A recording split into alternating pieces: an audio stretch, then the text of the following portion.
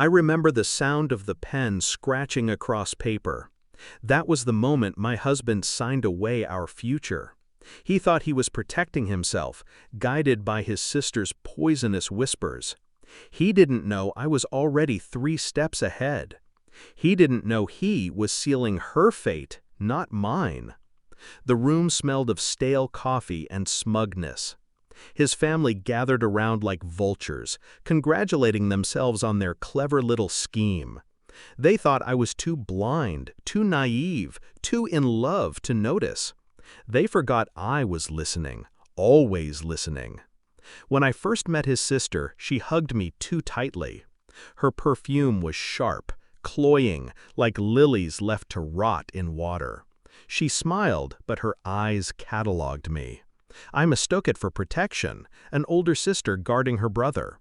It wasn't. It was possession. From the start, I wasn't a wife in her eyes. I was a threat to her control. I trusted her. That's the part that still burns. I laughed at her jokes, thanked her for advice, even confided in her. She smiled and collected it all like ammunition. The betrayal revealed itself slowly, like cracks in plaster. First, I noticed hushed phone calls, always ending when I walked into the room. Then, subtle changes in how my husband spoke, phrases that weren't his, ideas that mirrored hers. I brushed it aside, convinced myself I was paranoid. Then came the night I overheard her. A door left slightly ajar. Her voice, low and insistent. "She could leave you, you know. You need to be protected. Think of the family. Don't be stupid." He didn't argue. He just sighed. And that was enough. I didn't rage. I didn't cry. I went still. I started studying trust law, inheritance clauses, executor rights. While they schemed to cut me out, I was already carving out new ground. Every evening, while he sat watching television, I built my own escape route. Quietly, I transferred accounts. I consolidated assets in my name. I rewrote designations, ensuring that if he turned his back, the foundation would crumble beneath him.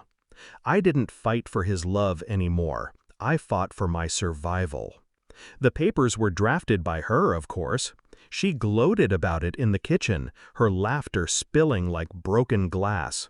When she leaves, and she will, at least you'll be safe. He nodded, tired, compliant.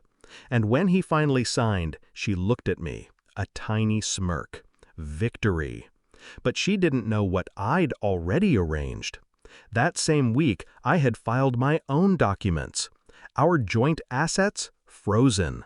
The house, legally tied to my inheritance from my grandmother, untouchable by him or anyone he named. Life insurance, redirected.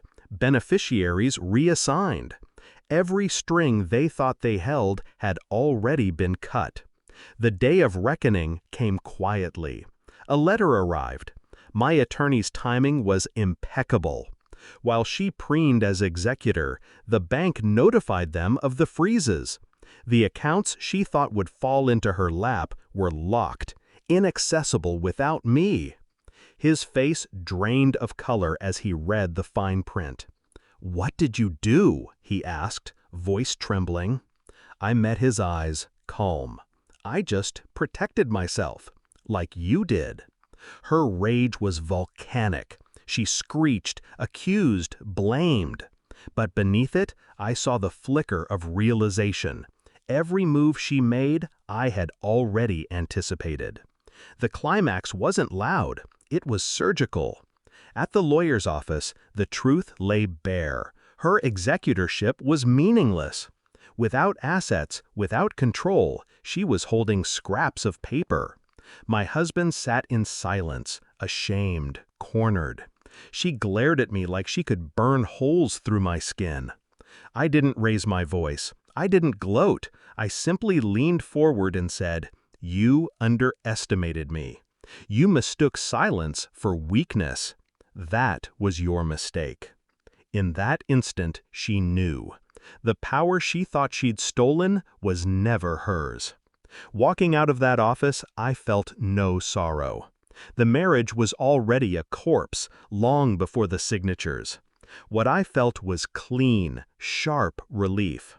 I hadn't just survived their betrayal, I had dismantled it. They celebrated his cleverness while pitying me.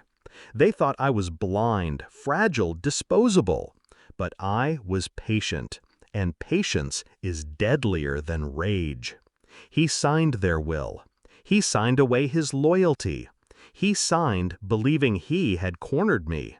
But he didn't know the truth until it was too late. When his pen touched paper, it didn't write my erasure, it wrote my freedom.